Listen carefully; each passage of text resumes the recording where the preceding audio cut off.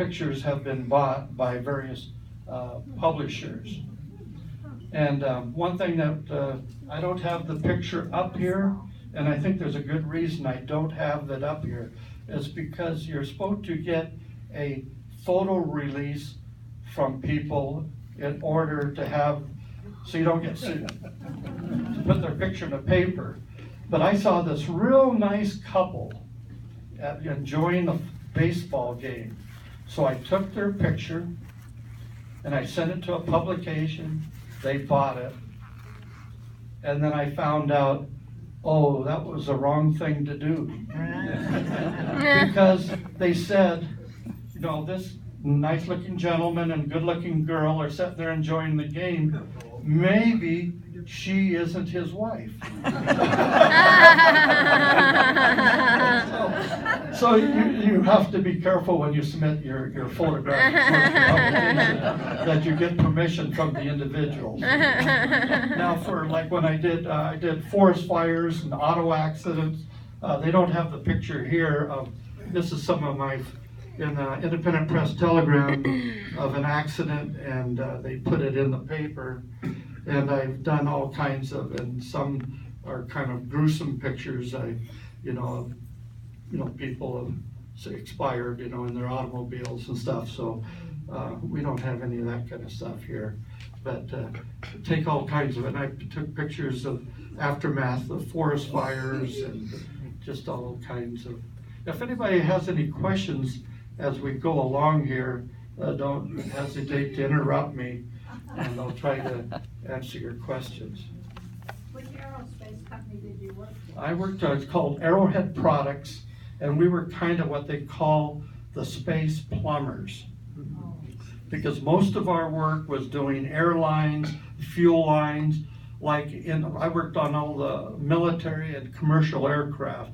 From years ago, they called the B-52 bomber, and the Blackbird, the fast high altitude plane, and some things that I would work on, I would not know what I'm working on. I'd have one little area to work on, and I'd work on that, and I wouldn't have any clue of what airplane this would go on, or spacecraft. Yes? Is the Blackbird, is that also known as the SR-71? Yes, SR-71 Blackbird, yes. And they have one up at the March Field on display in their museum. And in that one, we had also some seals on that. And when it was on the tarmac, we could not design the seals that you could be on the tarmac and it would leak like a sieve. But at altitude, under performance of the aircraft, the seals worked great. But we could never design the seals that would work in those different environments, such drastic environments. So it leaked like a sieve on the ground, but in the air, it worked great. And as an example, on this was another project that I had where each one of these samples of wood is a different type of wood. It could be alder, pine, oak, or whatever, plus each one has a different finish on it. So, working in industrial arts, you work with pattern making and foundry, you work with drafting, we work with printing, we work with plastics, we work with metals.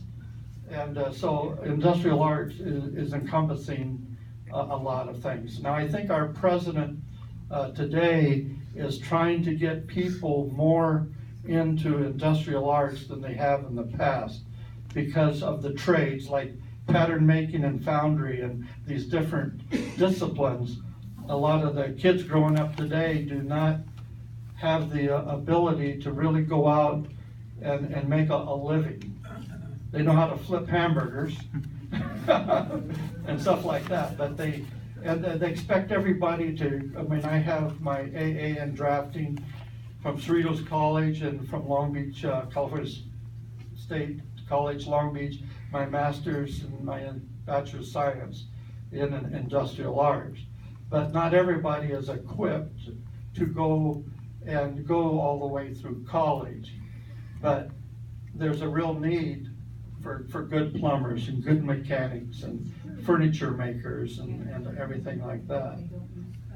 Bill, on that, easel board there, that. Easel? Down in the very lower left-hand corner, is that a land survey? What is that? No, that was one of the ducting systems that I was working on. And what I'm doing is I projected it into different planes.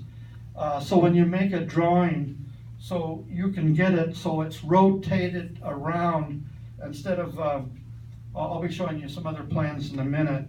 But these are calculations that I had to do in rotating these in different lengths and different angles. So in portraying the drawing, it would have different views of the drawing so the people could see those. And then, let's see, how much time? Oh, it's going by fast here. Did you want to help me? Who wants to help me with the drawings? Second here. As an example, just a minute before you give them, on the drawings, I was the checker for the drawings. And we had materials and process engineers. We had insulation engineers, design,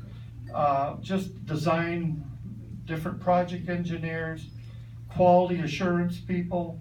We had all of these different disciplines that we needed for the drawing, but I would do the general check. In other words, I would check to make sure, anybody to help to spread this out? Oh, there you go. He's sneaky. So I had to check to make sure that the correct parts were on, had to make sure that the correct materials, the correct thickness of the materials, the correct dimensions are on the drawings.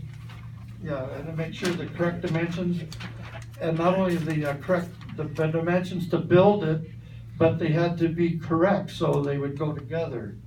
And then there's materials and processes. I had to check to see about the heat treating of the part or the cleaning of the part. And there's design requirements to make sure that the design is what the customer wants. And like someone asked me, I work for Arrowhead Products. We were the space plumbers, you know, and doing that, it was, we were what they call a subcontractor. We worked for Lockheed and Martin and Douglas and just all of the major frames and Boeing and all that. And like I was saying too, in some of our lines, like here's a drawing here, it's hard to depict in this view here. I had to rotate this around to get it in a flat plane so it's easy to dimension. And when they take it out in the shop and build it. And like we had lines on aircraft that would be on the leading edge of the wing. Like, you know, when you water a strip of grass at your house and you have a hose with little holes in it to water the strip of grass. Well, we had lines that blew hot air into the leading edge of the wing. Because if you don't do that at altitude, and certain conditions, you could have ice buildup on the leading edge of the wing. And when you do that, then you lose your lift capability. And a few years back, a plane did crash because it was not working properly. And so they lost their lift. And so it became a disaster. So we had to have lines in the leading edge of the wing to spew hot air up there to melt the ice that would build up on the front edge of the wing. Yes. Is Arrowhead still there? Oh yes, Arrowhead's still there. Uh-huh. Yes. Actually, this is my nephew Jeff, and his father worked at the place that I worked at. He worked out in the shop. He would take these parts and put them together, and then the welders would come along and weld them up. He was a metal fitter at the Arrowhead years ago. Yes. During World War II, I lived on Alameda Naval Air Station. And are you familiar with the activities that took place at Alameda Naval Air Station? Well, it all depends. Which I Because I couldn't. know at my base, I was in the Navy, I was in Navy or I was in a helicopter squadron, and I would answer the phones at the place, and I'd have this irate woman calling me, saying, "You got my daughter pregnant."